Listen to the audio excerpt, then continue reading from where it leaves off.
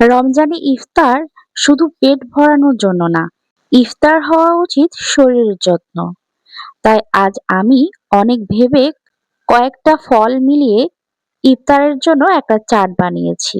২-৩টা ফল মিলিয়ে হলেও এই চাটটা যদি প্রতিদিন ইফতারে রাখেন, রোজার ক্লান্তি কমবে, গ্যাস্ট্রিক কম হবে আর শরীর পাবে ধীরে ধীরে শক্তি। শেষ পর্যন্ত দেখুন, কারণ এই ফ্রুট চাটটা পুরো রমজান জুড়েই আপনার কাজে লাগবে ইনশাল্লাহ। ফলগুলো আমি সব অফ ক্যামেরায় কেটে নিয়েছি, কারণ এমনিতে যদি বড় ভিডিও করি কেউ দেখতে চায় না। এখানে আমি ড্রাগন ফ্রুট কেটে নিয়েছি প্রথমে।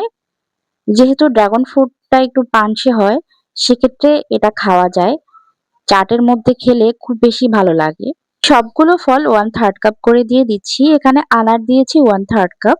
আমার কাছে যা ছিল আমি সেগুলো দিয়েই করছি। আপনারা আপনাদের পছন্দের ফলগুলো এখানে অ্যাড করতে পারেন।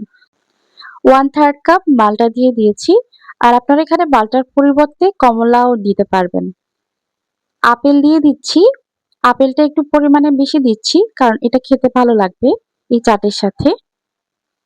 এখন দিচ্ছি কলা। এখানে ড্রাগন ফ্রুট অথবা কলা যেকোনো একটা দেওয়ার চেষ্টা করবেন। একটা দিলে আর একটা দিবেন না, কারণ এই দুইটার স্বাদ একসাথে মিক্স হয় না। এখন দিয়ে দিচ্ছি আঙুর। আঙুরটা এভাবে করে কেটে দিয়েছি গোল গোল করে। আর ভেতরে বিচি থাকলে এগুলো ফেলে দিতে হবে। এখন আমি কিছু মশলা দিচ্ছি। এখানে চাট মশলা দিয়ে দিয়েছি এই 1/4 চা চামচ মতো, আর 1/4 চা চামচ কালো গোলমরিচের গুঁড়া দিয়েছি।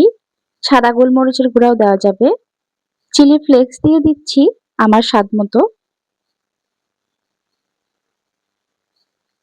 এখানে বিট লবণ দিচ্ছি। ভাজা জিরার গুঁড়া দিয়েছি 1/4 চা চামচ। লবণ দিয়েছি স্বাদ মতো। লেবুর রস দিয়ে দিচ্ছি। এখানে লেবুর রসের পরিবর্তে তেঁতুলের কাঠ ব্যবহার করা যাবে, সেক্ষেত্রে টেস্টটা আরো বেশি ভালো লাগবে। এখানে লেবুর রস 1 টেবিল চামচ দেওয়ার চেষ্টা করবেন, তাহলে খেতে ভীষণ ভালো লাগবে, একটু টক টক।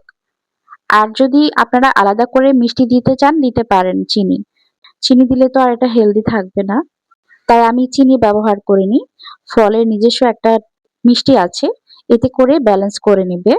ব্যাস তৈরি হয়ে গেল আমাদের ইফতার স্পেশাল ফ্রুট চাট। এখন তো হালকা হালকা দিনের বেলা গরম পড়ছে, এই চাটটা ট্রাই করতে পারেন, খেতে ভীষণ ভালো লাগবে। তো কেমন লাগলো আমার আজকের রেসিপি কমেন্টে জানান। ভালো লাগলে লাইক, কমেন্ট, শেয়ার এবং সাবস্ক্রাইব করে পাশে থাকুন। এখানে বিদায় নিচ্ছি। আল্লাহ হাফিজ।